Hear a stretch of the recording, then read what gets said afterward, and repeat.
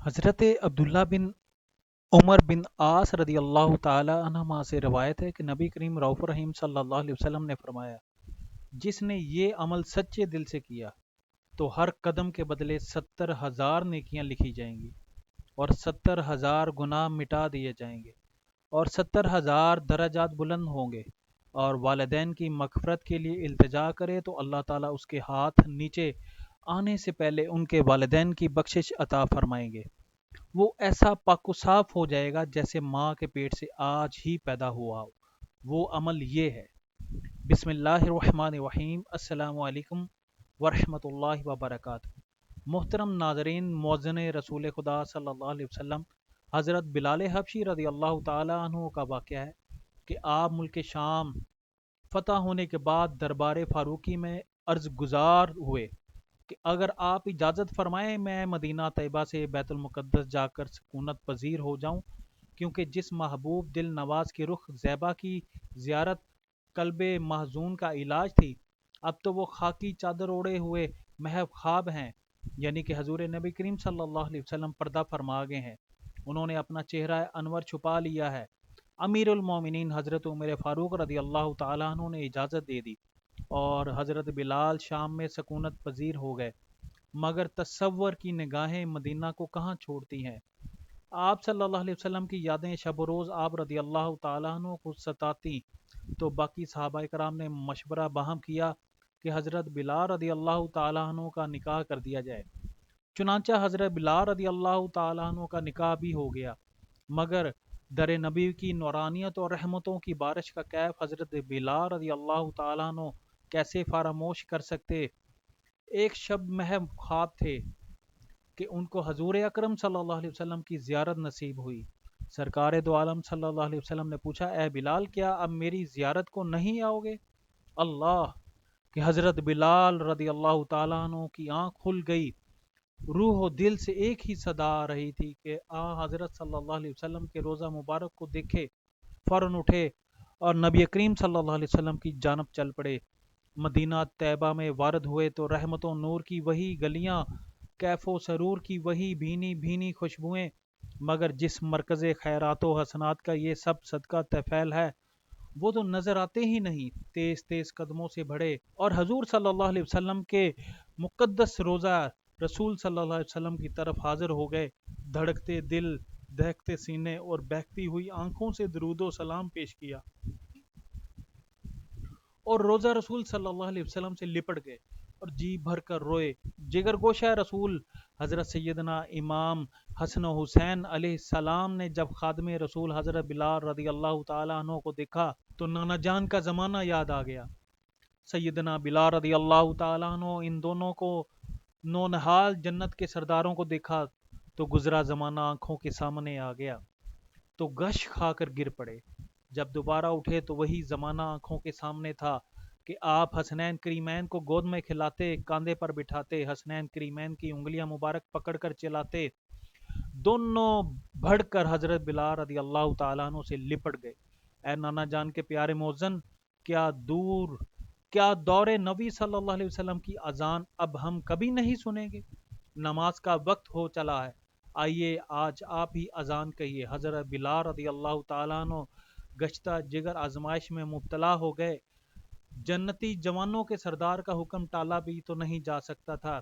وقت اذان حضرت بلال رضی اللہ تعالیٰ عنہ کو رسول کائنات حضرت محمد عربی صلی اللہ علیہ وسلم کے اذان خانہ پر حضرت بلال رضی اللہ تعالیٰ عنہ کو کئی مدت بعد کھڑے کر دیے گئے اور مدینہ طیبہ کی فضا میں مؤذن رسول صلی اللہ علیہ وسلم کی اذان کا پہلا کلمہ گونجا۔ قلوب کانپ اٹھے، دلوں میں برچھیاں چبھ گئیں۔ اذان بلال کے ساتھ ہی عہد رسول صلی اللہ علیہ وسلم کا تصور زندہ ہو گیا۔ اللہ اکبر کی آواز محراب نبی میں بلند کر کے ایمان و عرفان کی فصل بہار لانے والے رسول کا زمانہ یاد آ گیا۔ جس نے جہاں سے اذان بلال سنی وہیں سے دوڑ پڑا۔ زمانہ رسول لوٹ آیا۔ بلال کی اذان نے دلوں میں دبی ہوئی عشق رسول کی چنگاریوں کو کریٹ ڈالا۔ محبت کی آتش پاکیزہ بھڑک اٹھی۔ بازار مدینہ میں شور و گوگا مچ گیا، کھیتوں کے کام رک گئے اور پردہ نشین مدینہ بے خود ہو کر محبوب رب العالمین کے عشق میں گھروں سے نکل پڑے۔ جب حضرت بلال رضی اللہ تعالیٰ عنہ نے اذان میں اشہد ان لا الہ الا اللہ کہا اور آواز بھر آئی، کیونکہ حضور اقدس صلی اللہ علیہ وسلم کے زمانہ میں جب وہ اشہد ان محمد رسول اللہ پر پہنچتے تو اپنی شہادت کی انگلی سے حضور علیہ الصلوۃ والسلام مبارک کی جانب اشارہ کیا کرتے تھے۔ آج جب عاشق نے اشہد ان محمد رسول اللہ کہا اور آنکھیں کھولی تو حضور علیہ الصلوۃ والسلام مبارک کو نہ پایا تو دل بیٹھ گیا، آواز رک گئی اور بلال اذان پوری نہ کر سکے، غش کھا کر گر گئے۔ جب آپ رضی اللہ تعالیٰ عنہ کو ہوش آیا تو آپ نے ایک عظیم ہجوم میں خود کو پایا اور ہر آنکھ اشک بار تھی۔ پرندے جو چاہتے تھے وہ بھی مکانوں کے پیٹھ پر بیٹھ کے حضور علیہ الصلوۃ والسلام مبارک کا چہرہ انور تلاش کر رہے تھے۔ انسان بھی بے جا ہو چکے تھے۔ حسنین کریمین رضی اللہ تعالیٰ عنہ بھی آنکھوں میں آنسو تھے۔ حضرت بلال رضی اللہ تعالیٰ عنہ کا یہ سفر کس مقصد کے لیے تھا؟ محض زیارت رسول خدا صلی اللہ علیہ وسلم کے لیے۔ سبحان اللہ۔ حضرت ابو ہریرہ رضی اللہ تعالیٰ عنہ سے روایت ہے، انہوں نے کہا کہ رسول خدا صلی اللہ علیہ وسلم نے فرمایا، کیا میں تمہیں ایسے کاموں کا راستہ نہ بتاؤں جس سے اللہ تعالیٰ تمہارے گناہوں کو مٹا دے اور تمہارے درجات کو بھی بلند فرما دے؟ صحابہ کرام علیہم رضوان نے عرض کیا، کیوں نہیں، ایسے عمل کی تو بہت ضرورت ہے۔ تو آپ نے ارشاد فرمایا کہ تکلیفوں کے باوجود کامل وضو کرنا اور مسجدوں کی طرف بکثرت قدم رکھنا اور ایک نماز کے بعد دوسری نماز کا انتظار کرنا، یہ چیزیں جہاد کے حکم میں ہیں۔ حضرت عثمان غنی رضی اللہ تعالیٰ عنہ سے مروی ہے کہ رسول کریم صلی اللہ علیہ وسلم نے فرمایا کہ جو بہترین طریقہ سے وضو کرے تو اس کے بدن سے اس کے تمام گناہ نکل جاتے ہیں، یہاں تک کہ اس کے ناخنوں کے نیچے کے گناہ بھی نکل جاتے ہیں۔ اور حضرت عقبہ بن عامر رضی اللہ تعالیٰ عنہ سے روایت ہے کہ حضور نبی محترم صلی اللہ علیہ وسلم نے ارشاد فرمایا کہ جو مسلمان اچھی طرح وضو کرے پھر کھڑے ہو کر 2 رکعت نماز اس طرح پڑھے کہ اپنے دل اور چہرے کے ساتھ ان دونوں رکعتوں پر توجہ دے تو اس کے لیے جنت واجب ہو جاتی ہے۔ امیر المومنین حضرت عمر رضی اللہ تعالیٰ عنہ سے روایت ہے کہ رسول کریم صلی اللہ علیہ وسلم نے ارشاد فرمایا کہ تم میں سے جو کوئی خوب کامل وضو کرے پھر ان کلمات کو پڑھے، اشہد ان لا الہ الا اللہ و ان محمد عبدہ و رسولہ، تو اس کے لیے جنت کے 8 دروازے کھل جاتے ہیں کہ وہ جس دروازے سے چاہے جنت میں داخل ہو جائے۔ سبحان اللہ۔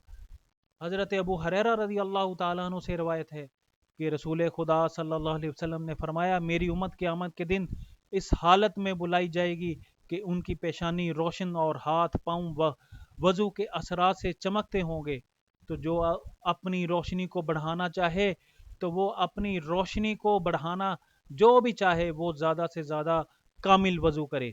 حضرت ابو ہریرہ رضی اللہ تعالیٰ عنہ فرماتے ہیں کہ رسول خدا صلی اللہ علیہ وسلم نے ارشاد فرمایا کہ رکن یمانی پر 70 فرشتے مقرر ہیں، تو جو شخص وہاں یہ کہے کہ اے اللہ میں تجھ سے دنیا اور آخرت میں عفو و عافیت مانگتا ہوں، اے ہمارے پروردگار ہمیں دنیا آخرت میں بھلائی عطا فرما اور جہنم کے عذاب سے بچا، تو وہ فرشتے کہتے ہیں آمین۔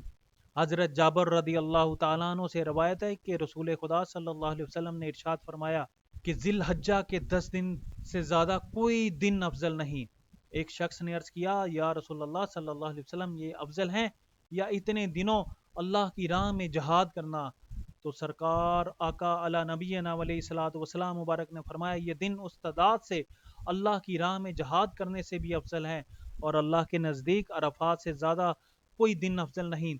اللہ تعالیٰ عرفات کے دن آسمان دنیا پر خاص تجلی فرماتا ہے اور زمین والوں کے ساتھ آسمان والوں پر فخر فرماتا ہے۔ ان سے فرماتا ہے کہ میرے بندوں کو دیکھو کہ پراگندہ سر، گرد آلودہ، دھوپ کھائے ہوئے، دور دور سے میری رحمت کے امیدوار حاضر ہوئے، تو عرفہ سے زیادہ جہنم سے آزاد ہونے والے کسی دن میں نہ دیکھے گئے۔ اور ایک اور روایت ملتی ہے کہ اللہ تبارک و تعالی ملائکہ سے فرماتا ہے کہ میں تم کو گواہ کرتا ہوں کہ میں نے انہیں بخش دیا۔ فرشتے عرض کرتے ہیں، پروردگار عالم، ان میں فلاں فلاں کام کرنے والے ہیں۔ رب قدیر جل شانہ ارشاد فرماتا ہے کہ میں نے سب کو بخش دیا۔ حضرت عبداللہ بن عباس رضی اللہ تعالی عنہما فرماتے ہیں کہ ایک شخص نے عرفات کے دن رات کی طرف نظر کی تو رسول خدا صلی اللہ علیہ وسلم نے ارشاد فرمایا آج وہ دن ہے کہ جو شخص کان، آنکھ اور زبان قابو میں رکھے تو اس کی مغفرت ہو جائے گی۔ حضرت جابر بن عبداللہ رضی اللہ تعالیٰ عنہ سے روایت ہے کہ تاجدار کائنات شہنشاہ انبیاء حضرت محمد عربی صلی اللہ علیہ وسلم نے ارشاد فرمایا کہ جو مسلمان عرفہ کے دن پچھلے پہر کو عرفات کی وقوف کرے پھر 100 بار کہے لا الہ الا اللہ وحدہ لا شریک لہ لہ الملک ولہ الحمد یحیی و یمیت وہو علی کل شیء قدیر، اور 100 مرتبہ قل هو اللہ احد پڑھے، پھر 100 بار یہ پڑھے اللہم صلی علی سیدنا محمد کما صلیت علی ابراہیم وعلی آل ابراہیم انک حمید مجید وعلینا معہم اللہ۔ تو اللہ تعالیٰ ارشاد فرماتے ہیں اے میرے فرشتوں بتاؤ میرے اس بندے کو کیا ثواب دیا جائے جس نے میری تسبیح و تحلیل کی اور تکبیر و تعظیم کی، مجھے پہچانا اور میری ثنا کی، میرے محبوب اعظم صلی اللہ علیہ وسلم پر درود بھیجا۔ اے فرشتوں گواہ رہو کہ میں نے اسے بخش دیا، اس کی شفاعت خود اس کے حق میں قبول کی، اور اگر میرا یہ بندہ مجھ سے سوال کرے تو اس کی شفاعت جو یہاں ہے سب کے حق میں قبول کروں گا، یعنی سارے اہل عرفات کے لیے۔ حضرت ابن عمر رضی اللہ تعالی عنہ سے روایت ہے کہ مدنی آقا صلی اللہ علیہ وسلم نے ارشاد فرمایا کہ بال منڈوانے پر ہر بال کے بدلے میں ایک نیکی ہے اور ایک گناہ مٹایا جاتا ہے۔ حضرت عبادہ بن صامت رضی اللہ تعالیٰ عنہ سے مروی ہے کہ سرکار کائنات صلی اللہ علیہ وسلم کا فرمان ہے کہ سر منڈانے میں جو بال زمین پر گرتے ہیں وہ تیرے لیے قیامت کے دن نور ہوگا۔ حضرت عبداللہ بن عمر رضی اللہ تعالیٰ عنہ سے روایت ہے کہ امام الانبیاء صلی اللہ علیہ وسلم نے ارشاد فرمایا جس نے حج کیا اور میری زیارت نہیں کی یقیناً اس نے مجھ پر ظلم کیا۔ حضرت انس رضی اللہ تعالیٰ عنہ فرماتے ہیں جب رسول خدا صلی اللہ علیہ وسلم نے مکہ مکرمہ سے ہجرت کر لی تو وہاں کی ہر چیز پر اندھیرا چھا گیا، اور جب مدینہ منورہ میں نزول اجلال فرمایا تو وہاں کا ذرہ ذرہ روشن اور منور ہو گیا۔ حضور علیہ الصلوۃ والسلام مبارک نے فرمایا مدینہ منورہ میں میرا گھر ہے اور اسی میں میری قبر بھی ہوگی، لہٰذا ہر مسلمان پر حق ہے کہ اس کی زیارت کرے۔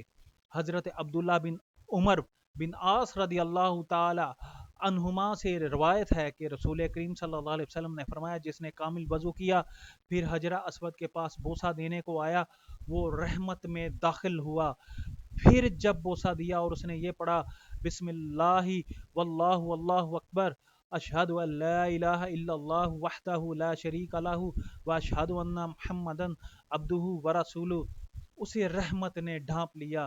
پھر جب بیت اللہ کا طواف کیا تو ہر قدم کے بدلے 70,000 نیکیاں لکھی جائیں گی اور 70,000 گناہ مٹا دیے جائیں گے اور 70,000 درجات بلند کیے جائیں گے۔ ان طواف کرنے والے اپنے گھر والوں میں سے والدین کی مغفرت کے لیے التجا کریں تو اللہ تعالیٰ اس کے ہاتھ نیچے آنے سے پہلے ان کے والدین کی بخشش فرما دیتا ہے اور اس کے علاوہ 70 کی شفاعت قبول فرماتا ہے۔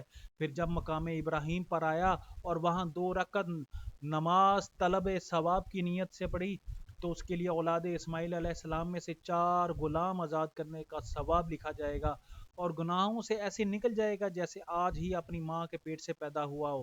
حضرت عبداللہ بن عباس سے مروی ہے کہ رسول خدا صلی اللہ علیہ وسلم نے ارشاد فرمایا کہ اللہ حجر اسود کو قیامت کے دن ایسے اٹھائے گا کہ اس کی آنکھیں ہوں گی جس سے وہ دیکھے گا، اس کی زبان ہوگی جس سے وہ کلام کرے گا کہ جس نے اسے حق اور سچی محبت کے ساتھ بوسہ دیا اس کے لیے شہادت دے گا۔ سرکار مدینہ رحمت قلب و سینہ صلی اللہ علیہ وسلم نے ارشاد فرمایا کہ اللہ تعالیٰ ارشاد فرماتا ہے جو یہ دعا کرے گا میں اس کی خطا بخش دوں گا اور غم و محتاجی اس سے دور کر دوں گا، ہر تاجر سے بڑھ کر اس کی تجارت رکھوں گا اور پھر دنیا اس کے پاس ناچار و مجبور بن کر آئے گی۔ یعنی جو سچے دل سے اللہ عز و جل اور رسول خدا صلی اللہ علیہ وسلم کا ہو جاتا ہے تو پھر دنیا ہی چاہتی ہے کہ وہ میری آگوش میں آئے، مگر وہ دنیا کو ٹھوکر مار دیتا ہے اور پھر دنیا خود مجبور اور لاچار ہو کر اس کے قدموں میں آ کر گر جاتی ہے۔ ام المومنین حضرت عائشہ صدیقہ رضی اللہ تعالیٰ عنہ سے روایت ہے کہ رسول خدا صلی اللہ علیہ وسلم نے ارشاد فرمایا، عرفہ سے زیادہ کسی دن میں اللہ تعالیٰ اپنے بندوں کو جہنم سے آزاد نہیں کرتا، پھر ان کے ساتھ ملائکہ پر فخر فرماتا ہے۔ اور عمر بن شعیب رضی اللہ تعالیٰ عنہ سے مروی ہے کہ رسول خدا صلی اللہ علیہ وسلم نے ارشاد فرمایا، عرفہ کی سب سے بہتر دعا جو میں نے اور مجھ سے پہلے انبیاء نے کی وہ یہ ہے، لا الہ الا اللہ وحدہ لا شریک لہ الملک و لہ الحمد وہو علی کل شیء قدیر۔ حضرت عبداللہ بن عباس رضی اللہ تعالیٰ عنہما سے روایت ہے کہ رسول اللہ صلی اللہ علیہ وسلم نے عرفہ کی شام کو اپنی امت کے لیے مغفرت کی دعا کی اور وہ مقبول ہوئی۔ فرمایا، میں نے انہیں بخش دیا سوائے حقوق العباد کے، مظلوم کے، ظالم سے۔